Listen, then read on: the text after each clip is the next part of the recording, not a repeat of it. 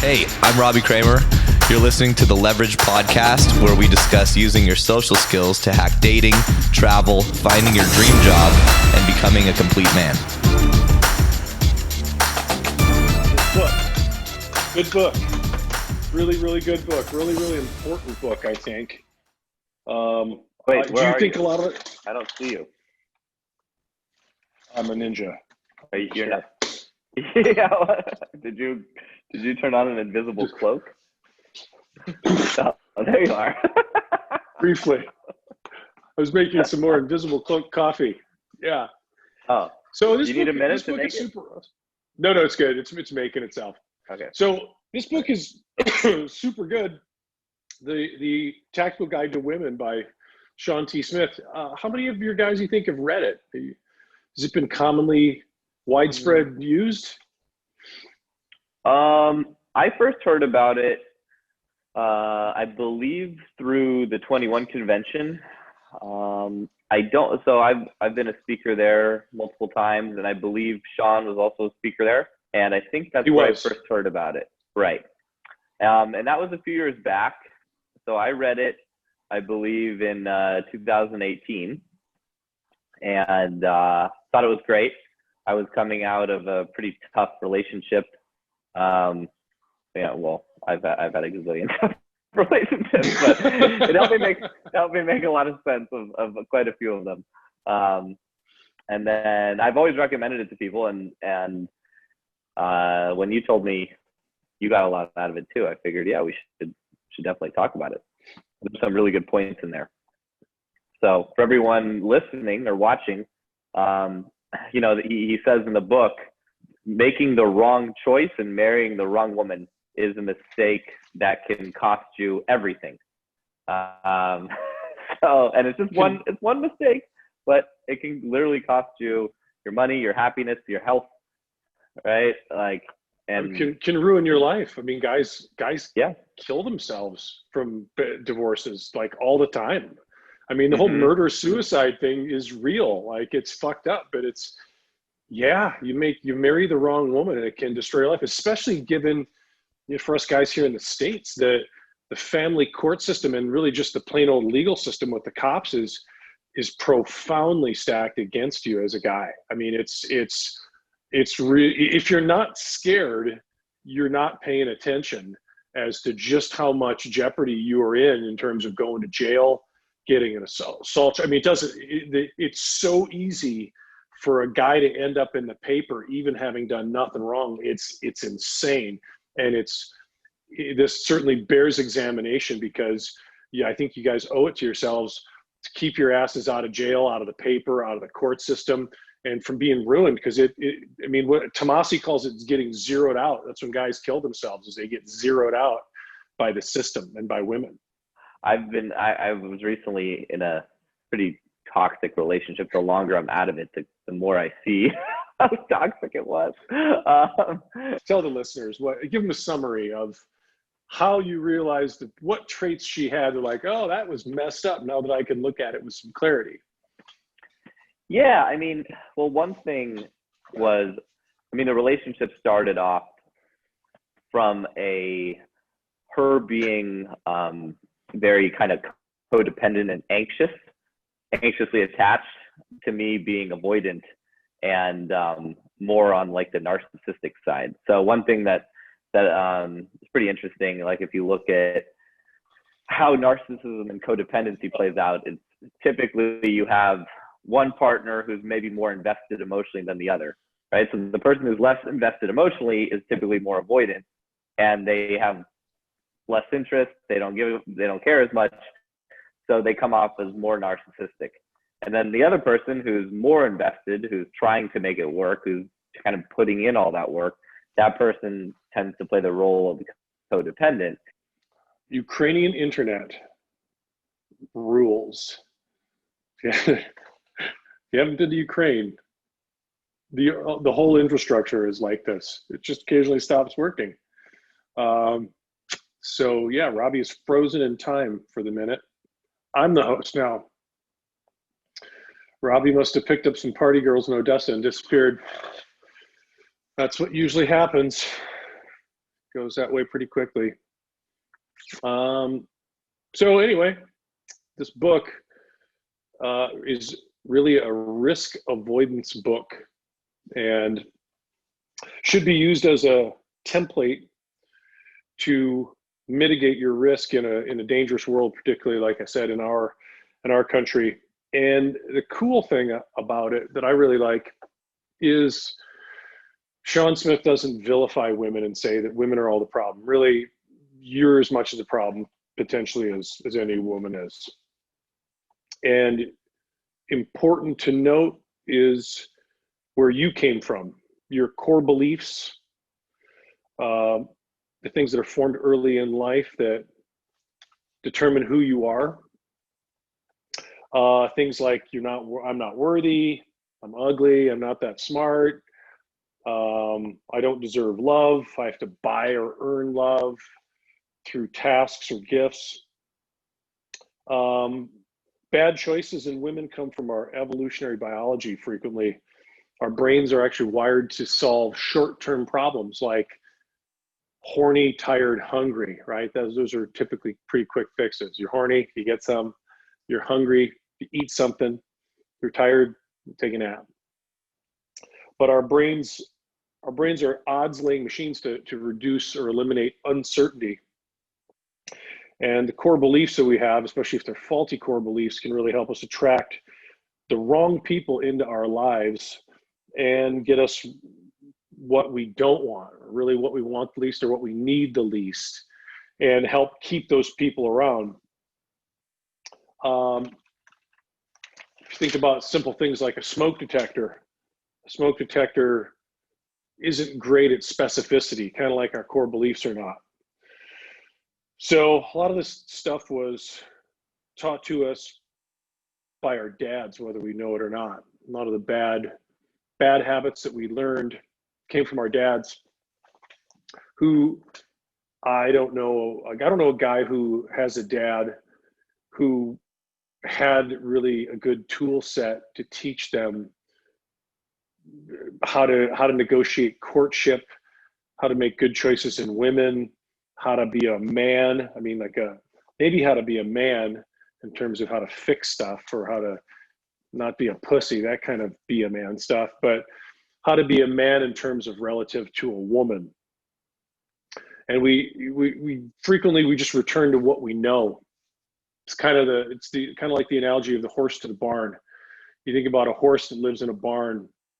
The horse goes outside the barn, and when the horse needs shelter, it goes to the barn for safety. But the horse is outside and the lightning storm kicks up and the barn starts on fire. The horse still runs back into the barn because the barn is what it knows. So it's not the right move, but we get wired in that horse to the barn way. What we frequently look for is first attractiveness in women, and then secondarily, is she a good fit for me?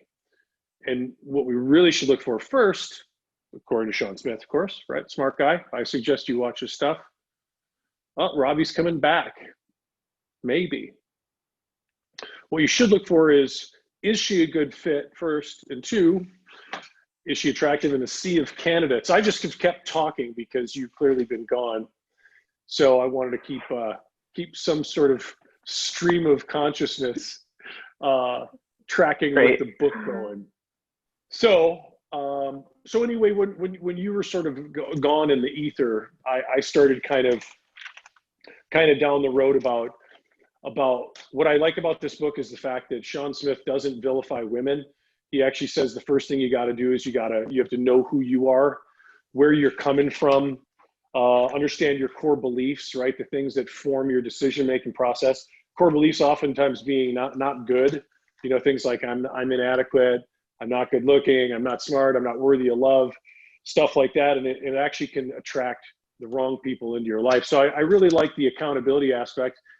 And I really think that you could call this book a tactical guide to men also. I mean, I think you could just switch the words and apply any of these principles to either sex. Doesn't matter, because much of it is simply mental health and sort of functional problem solving.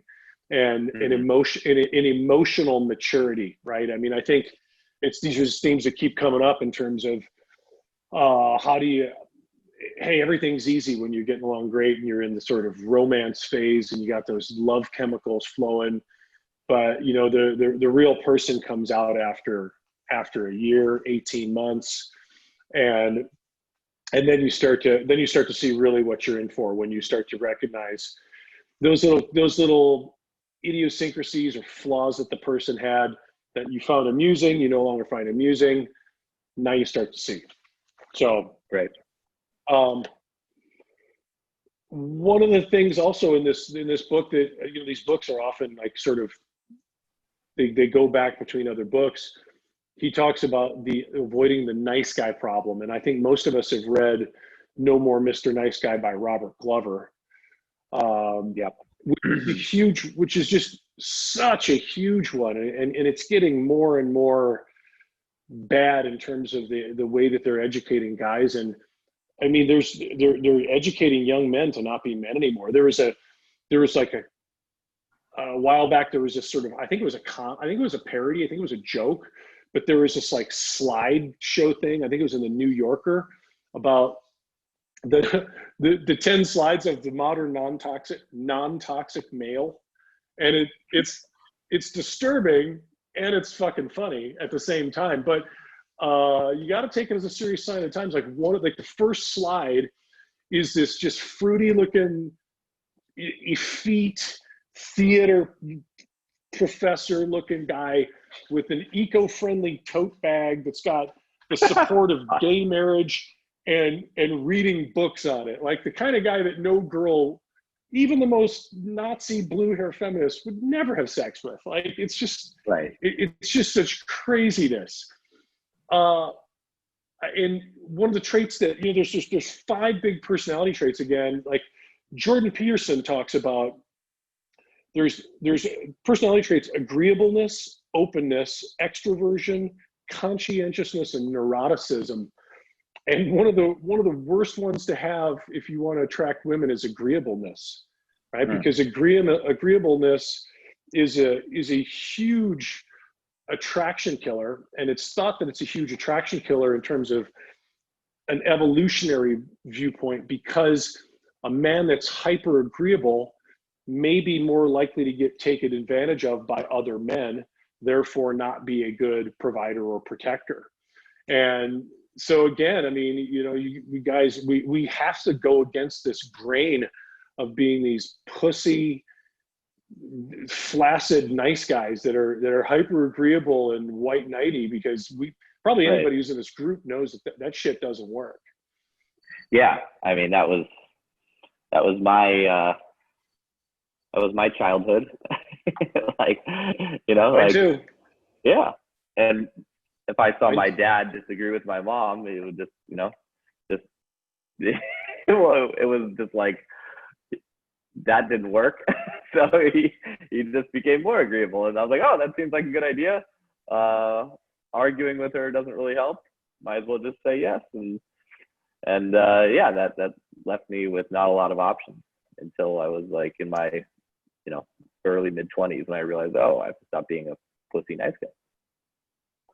So, well, my father said, my dad's, yeah. Oh, I was just gonna say, like, even though I've gone through the process of, you know, removing the nice guy shit, like it still comes back. You know, that shit is so deeply ingrained. It's like you're always kind of keeping it at bay. At least that's been my experience. Yeah, I have to ask myself, like, I say multiple times per interaction when I'm hanging out with my girlfriend, am I being too nice? Do I need to inject a little dick? Right. And I don't mean literal dick. I mean dickiness. Yeah, I mean, I was listening to a Rollo Tomasi podcast, and I take this for what it's worth, but I think it's at least funny and maybe useful. Is he says every now and then, maybe like once a month or so, because Rollo Tomasi is, if you look at, he's written this book, The Rational Male, and these other books, pretty much for single men, but it also applies to married and men in relationships. Rollo Tomasi's been married to the same woman for like 25 years, right? Like he's not out there playing it up. Any of his exploits he talks about happened in the fucking 80s, basically, when he was in rock bands and shit, right? Or the 90s. I didn't even know that. So I figured he was single. Oh, really? Yeah. No, fuck no. He's proudly married for 24, 25 years. But what he says he does, which is really interesting, is he says about once a month, give or take, I'll just say no to my wife, just to say no. And I know that she's going to get mad at me. She's going to do whatever. She's like, not talk to me for a day or sulk or whatever. It doesn't matter. But I purposely, just to keep her off balance and to not be too much of a nice guy and just to maintain the frame, what she talks about, I'll say no. Whether it's like this one time she wanted to buy this new bed for their daughter. And he's like, no, just no. So that would be interesting to play with. I mean, look, my father is 76 years old. He's been with the same woman for like 25 years. Before that, he was married to my mother. And he's handled both relationships exactly the same way. Passive aggressive, volatile, sullen, nice guy who doesn't put his foot down and hold the line on boundaries. He'll take it. If he tries to do anything that goes against what's acceptable to his woman, she'll sulk and pout and do whatever punishment stuff she'll do. And he just wants to be avoidant. Why does my dad like hunting and fishing? Because he wants to get out of the house. That's it. He wants to get away from this fucking horrible relationship that he's created. Right. But so my point is that most of us come from these deeply ingrained pathologic behavioral relational patterns that are super destructive, and we've got to continually work to unlearn. Yeah. So after he discusses, just understanding your own psychology, I think that's kind of earlier on, right? He asks the readers to kind of take a look at themselves first, obviously, because and then he makes the example of that guy who's just a total pushover nice guy, and the girl who's just like a battle axe cracking the whip, and he explains the example of their relationship and how that went awry, and that's the point where I think after that maybe he goes into the light triad and the dark triad. But is there anything else that from that early section that I missed? Well, he talks about avoiding value traps. Okay. Meaning like we avoid value traps. We use value traps to avoid unpleasant feelings and pursue secondary awards like admiration, money, status, security, right? Meaning impure motivations for doing things and keeping up with like societal pressures, like, oh, you got to have a nice car. And you're not really doing it for you. You're doing it because it's just a trap. I think we both know a nice car doesn't get you laid. People don't, it's just an indicator of your capacity to earn, if anything. I mean, I drive shittier cars than I've ever driven in my life. I've had the nice cars, and now I'm just like, my favorite vehicle is a 20-year-old truck, and I don't give two shits. I love it. Right? Yeah. I got three kind of ragtag vehicles, and I go with the one that's the oldest one, because I can pull shit and put dirt bikes in it. So looks like you got a lot of dirt bikes to put in it, considering you have them in your living room. I got one behind me. There's one right outside that door, about 6 feet away. Yeah. So what's a value trap? You gotta just a trap that you fall into by pursuing things that are not really a pure motivation. In terms of like nice cars. Yeah. But yeah, then you mentioned the bright triad, which is pretty multifaceted and leads into some important. There's nine critical questions that are asked that you have to assess a woman using. But the bright triad is clarity, maturity, and stability. And clarity is like the skills for managing difficulty, tough times, hurt feelings. And then, but within clarity, there's these three sort of pillars that make it up. Like there's reliability of communication skills, right? Their ability to reliably communicate what they need, what they want from you. And there's inquisitiveness, which is exploring the other person's view and motive and driver. Like they're curious, like, why did you do that? Or why do you feel this way? And then assertiveness, right? Speaking up, not being passive aggressive, right? We've all probably had those girlfriends that you go, it seems like something's wrong. What's wrong? Nothing. It's like, something's wrong. Yeah. Yeah. Well, you want to tell me what's wrong? You should just know. Yeah. Right. Yeah. So, but as far as emotional maturity, we've talked to you and I mentioned that, like with your past girlfriend and a lack of emotional maturity. There's sort of 5 non-negotiables. Again, I don't want to get too in the weeds with lists and stuff, but they are pretty important. 5 non-negotiables for this not emotional maturity is things like insight, intellectual nuance, right? Not living in a black and white world. Resilience, right? So what's resilience? Resilience is, it's a couple things, but one of them is getting bent under pressure, under load, and coming back stronger, right? Like, or just the ability to roll with the punches. Like example, you take your girlfriend to her favorite restaurant, you get there and it's closed, right? How does she handle that, right? She melt down and everything's ruined and fuck and or does she roll with the punches and just say, okay, we'll just go somewhere else, right? Right. Internalization is another one, and self-maintenance, right? So kind of self-explanatory. Does she do the things to, does she work out? Does she meditate? Does she do the things to maintain her mental and corporeal self? What was the fourth one? Leads, internalization? Internalization. So I'll go into that in a little bit, but basically what that leads into is internalization of responsibility. So when I'll give you an example. Actually, 2 weeks ago tomorrow, I was with my girlfriend. Her brother and their family was visiting. She said, hey, can we take my brother and the family out on your boat? I want to show them a good time. I was like, yeah, awesome. I'll take this. We'll all go to this awesome, historic, beautiful spot. I'll give them a tour, blah, blah, blah. It's going to be great. So we go, we're at this busy boat launch and we're launching the boat. And I'm trying to basically herd cats, right? People that don't know mechanical stuff, don't know boats, don't understand boat launches, nothing. But there's this stressful boat launch with all these guys in a line. And at these boat launches, you want to like back in, get the boat off, move the truck, get the fuck out of the way, right? So I'm in the water, like up to my thighs, rolling the boat off the trailer. And I say to her brother who's on the dock, I say, get on the dock, hold the boat, and then move the boat down the dock to get it out of the way. Well, he held the boat all right, but he doesn't know shit about boats, and it's my own fault, right?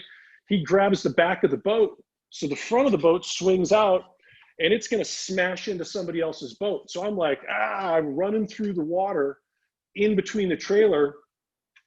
I run into my own trailer with my leg, fall in the water, blah, blah, blah, it doesn't matter, grab the boat. I get up out of the water. I have a huge gash in my leg, like 6-inch gash, couple inches wide, couple inches deep. It's fucking ugly.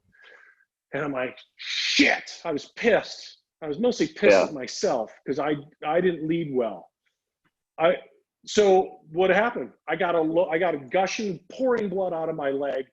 I got to load the boat back on the trailer, get it out of the way. I take a towel, wrap it around my leg, tape it up. And because my girlfriend's like, what do you want to do? I'm like, I gotta go get medical attention. This isn't like a small thing. This is, I can see my tibialis anterior muscle and my tibia, like really ugly. So my point of this long story is that my girlfriend was really, she thought, oh my God, he's gonna be so mad at me. And But at the end of the day, she thinks I'm crazy, but I said, hey, I think this was a positive thing that this happened for our relationship, because you got to see shitty things happen. You got to see how I reacted to it. I didn't blame her, right? I was mad at myself. I didn't blame her, didn't blame her brother. She felt super bad because I was injured. I mean, they wouldn't even treat me at an urgent care because it was too big of a gaping hole. They said, you got to go to see the ER doctor. And they put 2 layers of, like, sewed the muscle back together, sewed the shin back together. But my point is that could have gone a really different way, right? If I was somebody who didn't internalize responsibility, I could have been like, well, he fucked up because he didn't hold the boat right. And I yelled at her to grab the boat and she didn't grab the boat and blah, blah, blah. But that's a big deal because shit happens. Bad things happen. Yeah. And at the end of the day, it's how you handle it, right? So. Totally. Yeah, that sounds fucking painful too. But I just got, I don't know if you can see this. Hard to see in this light. Wow. Yeah. Just got the stitches out the other day. Wow. And it looks amazing compared to how it looked. But whatever. Yeah, it's like this long. No joke. Oh yeah. But that's the other thing too, is that, the bar is set so fucking low for being a man. It's easy to make yourself look good in just being like what would be expected of a man 30 years ago, right? Like, yeah. She was just flabbergasted that I didn't melt into a puddle of tears and cry and feel sorry for myself when it happened. And I hooked the boat back up, took it back to the house, backed it in, she's like, wow, my brother would have never done that. I guess he's a fucking pussy. Like, what else are you going to do? Right.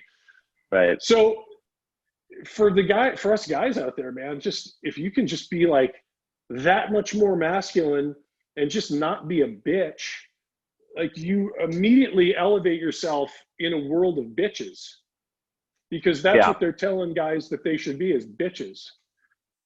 The bar is very, very low. Ridiculously low. Super low. Super easy to stand out as not being a pussy. So anyway, let's move on. Yeah.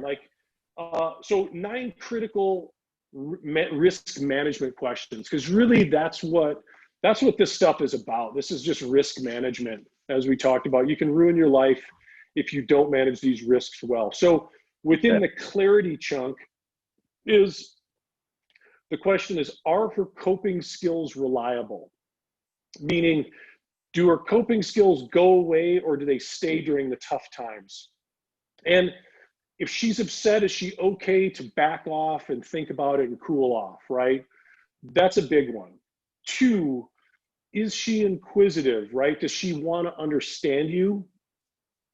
And like, we've all, again, probably had this. You ever had a girlfriend who assigned meaning to your words? Like, you said this, but when you said this, you meant that. Like, oh shit, that's crazy talk.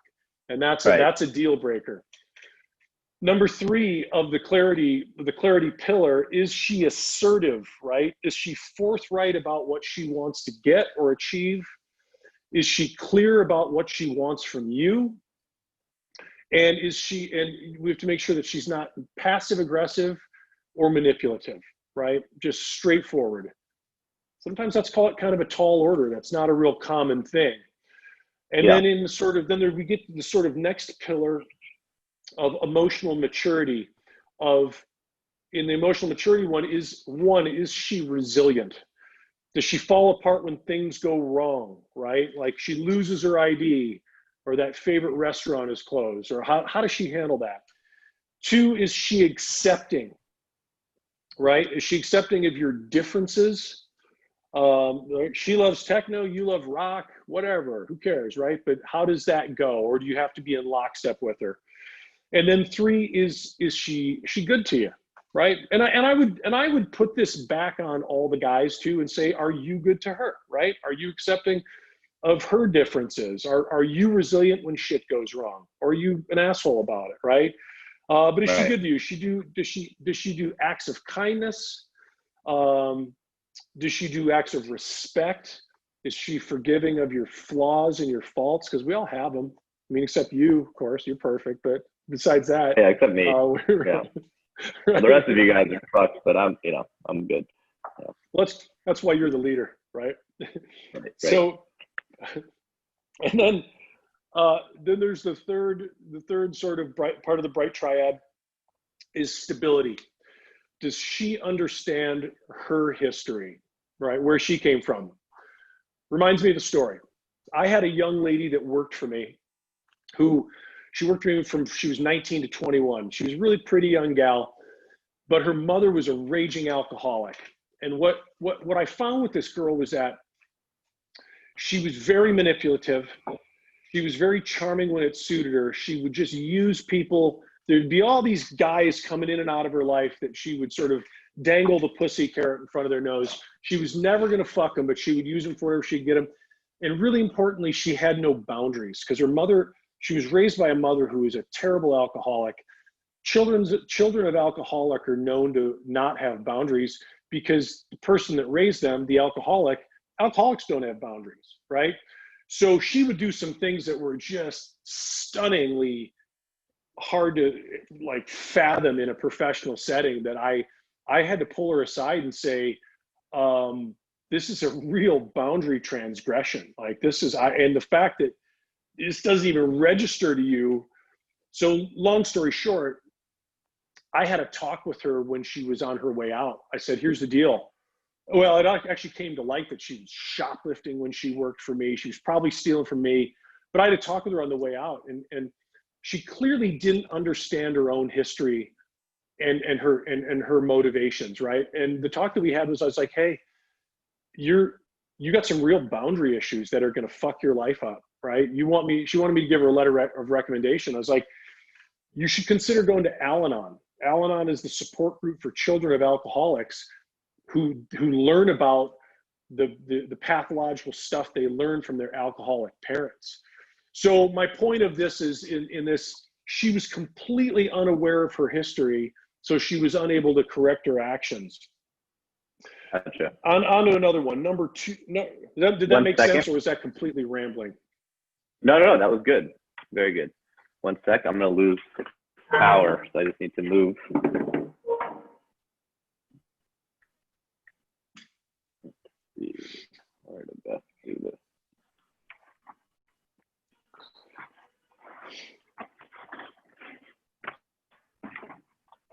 You want to come to Ukraine and bring me a laptop?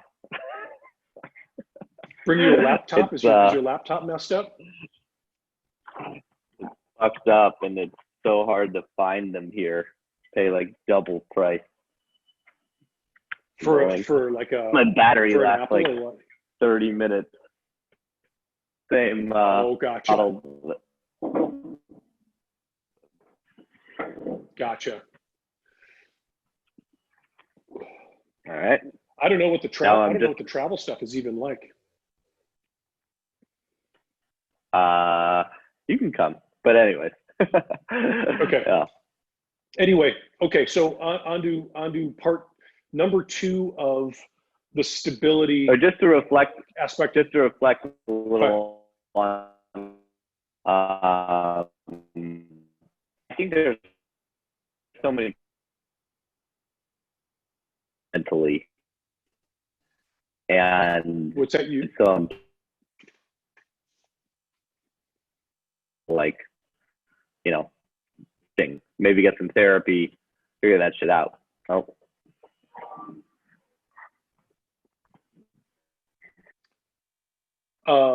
You How's my kind of cut out connection? there. Can you?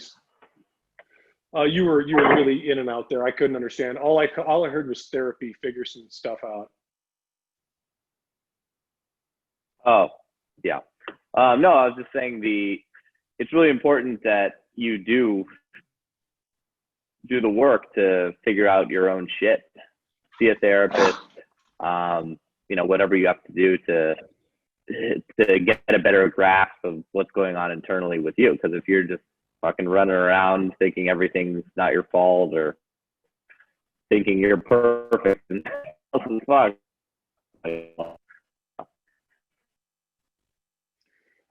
Absolutely. I mean, no question about it. And one thing I've always admired about your problem-solving ability is that I've actually learned quite a bit from, even though I've never mentioned it, your ability to keep your world small. And what I mean by that is if there's a problem, you don't say, well, this happened and then that happened and that happened and it stacks on top and therefore that. You just go, okay, I'm going to keep my world small and there's this one thing. I'm going to dissect this thing out and then solve it and then move to the next thing.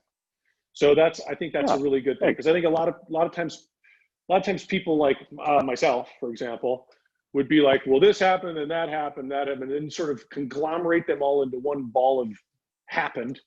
And then therefore, it's fucking illogical and it's dumb, but it's stuff that we sometimes learn. So that's part of the process, right? Is to unlearn your pathology. Right. You know, along with one of these, number two beyond this, does she understand her history, is, you and I have talked about this with a girlfriend or two of yours, is she addicted, right? Does she have a drinking problem? Does she have a drug problem? It goes beyond more than she's going to disappear for days at a time and she spends a bunch of money on blow or whatever. People that have addiction problems, addiction, if you read about it, is really, really linked to high levels of shame and experiential avoidance. People that are addicted are trying to avoid feeling the pain of the things that they haven't dealt with. So you get into these big layers of, like, you can't, I mean, I'm sure you've been down this road, right? If somebody's got an addictive issue, they're just kind of fucked in the relationship. Like, you can't help people with that. They gotta work through that, because it's way more than I drink too much vodka or I snort or I take too much MDMA or whatever, you know? For sure. Number three is, does she internalize responsibility? Right? Kind of like we talked about the boat story. Are you likely to internalize or externalize responsibility? People that externalize responsibility, they just don't have as good of an outlook on life. They have more anxiety. They've decreased life satisfaction. They give up more easy. They have lower success, and they have a decreased ability to weather the challenges of life, probably because they feel powerless and they blame external things for their lack of results or their bad results, right? So big time one. Anything to add to that? Very straightforward. I think, yeah, you're fucked if you're with someone like that. Totally fucked. All right, now on to avoiding, kind of just to tie it up here, avoiding common mistakes and blunders. I mean, this is not really in any particular order, but what I would say, like, to any guy in the US, you're insane if you consider marrying a girl without a prenuptial agreement. The court system is so stacked against you. It's quantifiably stacked against men. I'm going to be wrong on the stats, but overwhelmingly women get alimony from guys. Overwhelmingly women get custody of children if there are any. And there's even lots of cases of guys that marry women that have children by other men, and then these guys get divorced from them, and then somehow they get on the hook to pay child support for a kid that they didn't fucking father, which is just blows the mind. But it's a fucked up system. And, you know, some lawyers in some different municipalities handle prenuptial agreements differently. Even different judges may handle it differently. But it's better to have one than not to have one, because you're going to lose your shit if you don't have one as a guy. And the person that stands to gain going into a marriage without a prenup is the person that goes into the marriage with less, right? So if you marry a woman who's a billionaire, hey, don't get a prenup, right? I mean, right? Sure then, but if she's a billionaire, she's not stupid, and she's gonna be like, we're getting a prenup. Be like, all right. Yeah. But I mean, and there's a documentary, I think it was called Divorce Inc. or something like that, that was really eye-opening, that sort of unpacked the American divorce system and how it's really just set up to drain both parties of money. Like when you go to a divorce attorney, I mean, once one person gets a divorce attorney, the other person gets a divorce attorney because you have to. And literally you go to a divorce attorney and the first thing you do is you fill out a balance sheet, all your bank accounts, all your assets. Why? Because they're going to drain you of it all. It literally happens every day, all day. Attorneys literally fucking drain people. They know exactly what you have and they know exactly how much they can get you to fight. So that, wow, you don't want that bitch to get your motorcycle. We got to fight for this at $300 an hour, right? So, yeah, That's crazy. Long story short. And, you know, and I think the mistake that I've seen the guys make, well, here's what I've heard. Usually it's guys who want to get the prenup, and guys are doing a prenup from a risk management standpoint. Because if you don't have a prenup, you're not only trusting the woman, of course, you've got to have a level of trust to consider freaking legally tying yourself to a person until you break that contract, possibly for life. But you're also relying on a system. You're also placing your trust in a system, the divorce system, the family court system, that is against you. So you have to trust two parties. And I don't know about you guys, but I don't want the government involved in my life any more than it's got to be. So, but as far as having that conversation, the earlier the better, right? And what I've seen, like my buddy, one of my best friends, who's gonna lose his ass when he gets divorced. My friend is a specialized accountant. He makes a truckload of money. This fucker makes a lot of money. Like in the last 5 years, and I'm just like, holy shit, this guy is insanely successful. Well, he married this woman that he'd been with for 5 years, single mom, right? Took on the kid of his own. Now he's got two kids with her that are his kids. But he kept lying to me and his other friends and saying, oh, we're going to sign a prenup. We're going to sign a prenup. Wedding day happens. I was in his wedding. Oh, she's going to sign a prenup today. Wedding happens. Oh, she's going to sign it. He lied to us. He doesn't have a fucking prenup. And he's an idiot because she is one of these gals who loves to spend his money.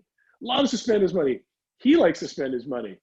And when the wheels come off that one, it's going to cost him.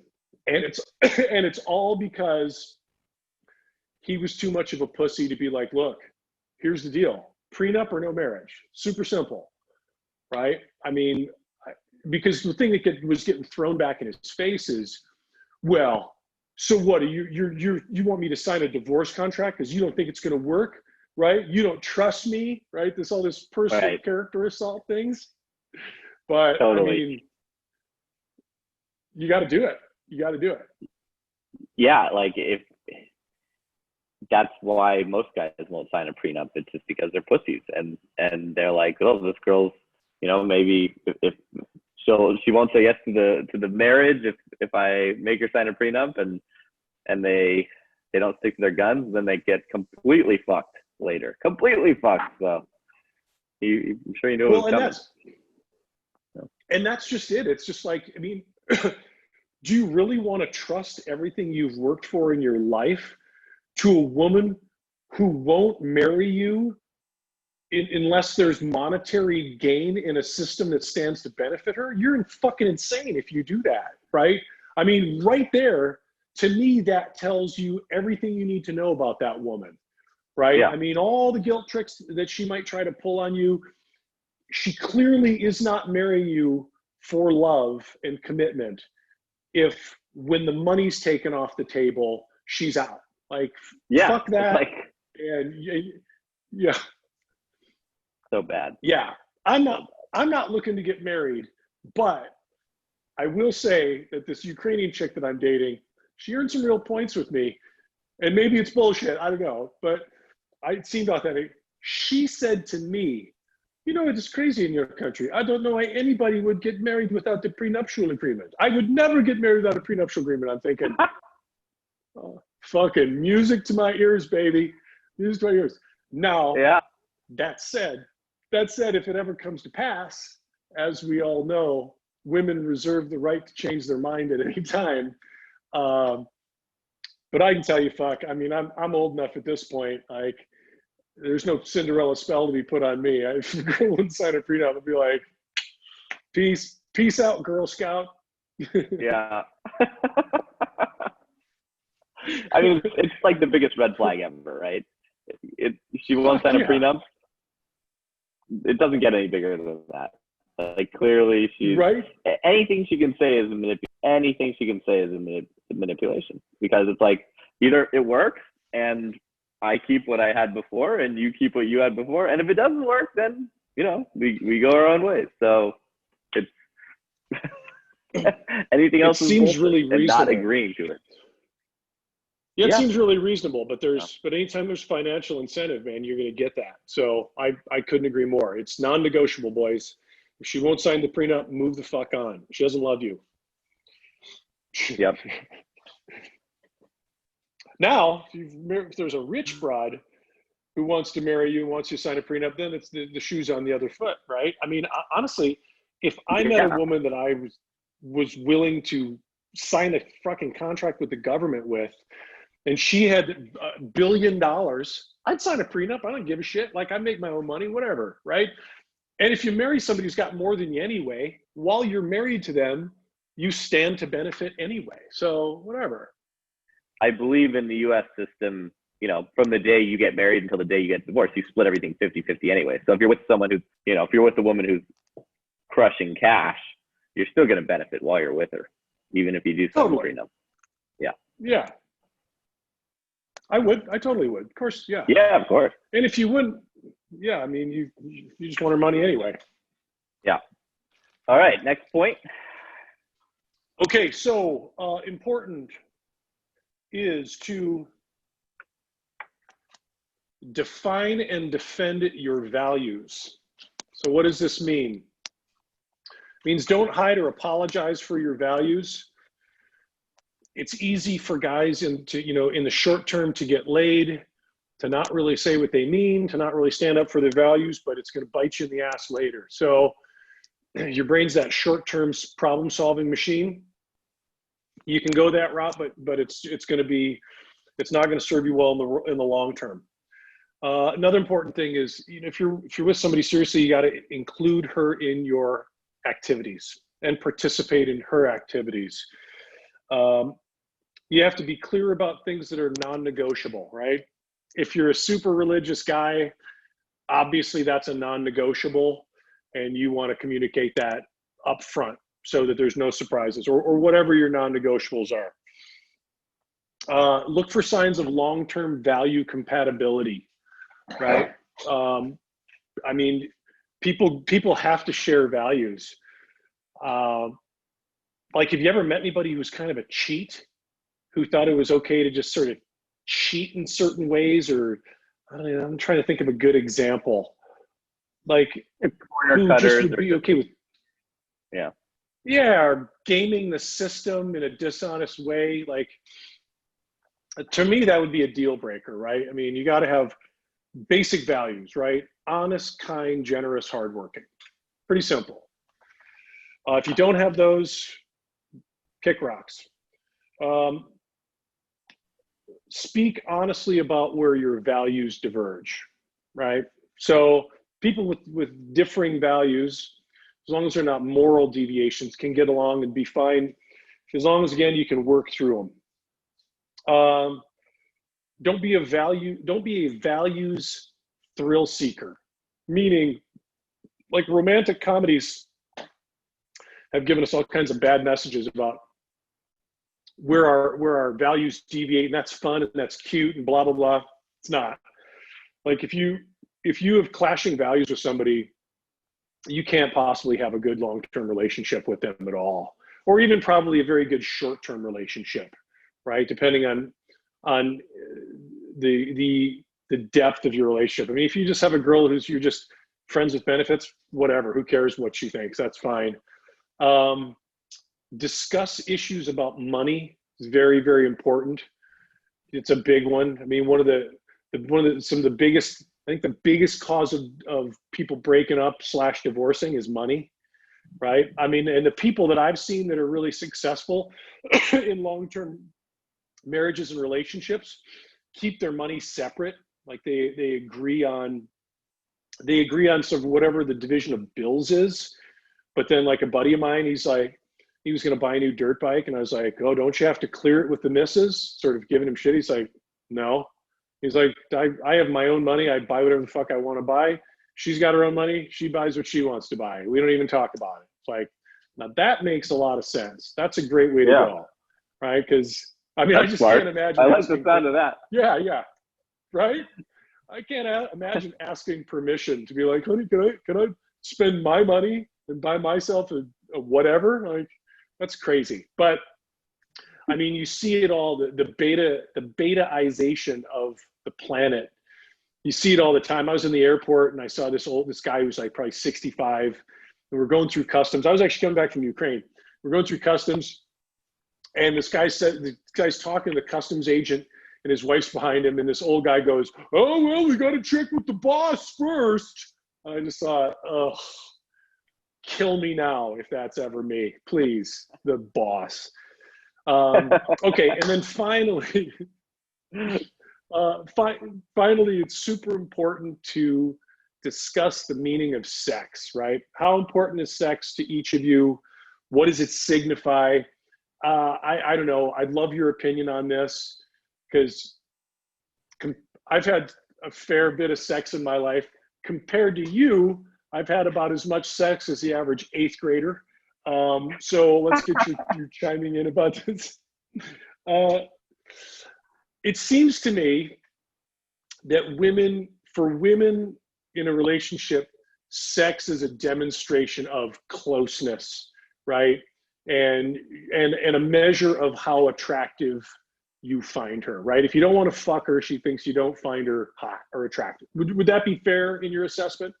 That is certainly true. Yeah.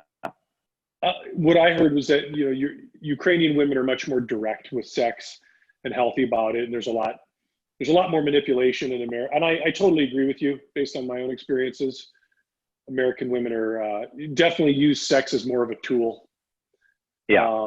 I'm not certainly they all don't, but it seems really way different, and it's fucked up, right? Because that's a really messed up thing to use against somebody for power. It's a power thing. Power struggle, for sure. Yeah. Yeah. So, yeah. In conclusion, I would say that you better read this book if you want to date women, particularly in America.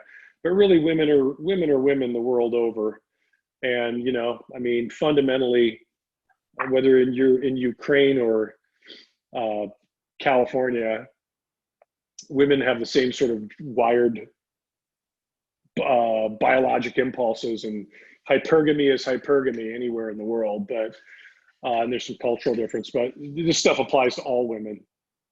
And healthy women are healthy women the world over. Yeah. So Sean Smith's great. He's got a whole bunch of YouTube stuff too on different things, different topics. He's got a little kind of a podcast thing going, and he's super great guy. I mean, obviously, like, he sounds like he's a super level-headed guy. He's not anti anybody. He's not pro anybody. He's just like, here's the facts based on my experience as a clinician and seeing the mistakes that people make. Yeah, that's how he seemed to me too after reading the book. Really like his stuff. Yeah, I'd love to meet the guy. Well, dude, thanks so much for going through all that. I mean, I agree completely. You just have to read the book. Like, and if you're in a relationship, read the book. If you're not in a relationship, read the book. Because read the book. Going into relationships, you're just asking for trouble. And guys just don't think about these things. It's fucking unbelievable how quickly guys will jump into a marriage or a relationship, like, without considering these things. And that's why you see such a high divorce rate and so many guys ending up in these horrible situations. So. And, you know, to cap it off, one of the big things is time. That's one of that I didn't mention, that the big thing before getting crazy and marrying someone is give it time, because of the love chemicals that have an effect on you for 12 to 18 months. You don't see the things that you're going to see later. So you feel like you didn't marry the same person. And person that you got with in a year, your relationship's not going to be the same in 5 years or 10 years, right? Things are going to change. So yeah, give it plenty of time and let those things cool down. It's been really good for me to think more soberly about this relationship that I'm in, and that's young and new, and I'm pretty excited about. But it's sort of like dumped a bucket of water on some things, being, oh, okay, all right, calm down. Yeah, that's a really healthy place to approach it from. I agree, man. Well, let's talk soon. And thanks for having me on again. Super fun. Love your podcast. You usually have really interesting guests on. I don't include myself so much in that, but I definitely love to be part of the process. No, man, you're great. I think this is the third one, so hopefully at more least, to come. Yeah, for sure. I do want to do a future one. There's a book that I want to talk to you about. So it's great stuff. All right, guys. Cool. Thanks for listening. All right, buddy. Nick. Be well. Thanks. Thanks for listening. If you want more, go to innerconfidence.com and don't forget to subscribe to this podcast for the latest episodes.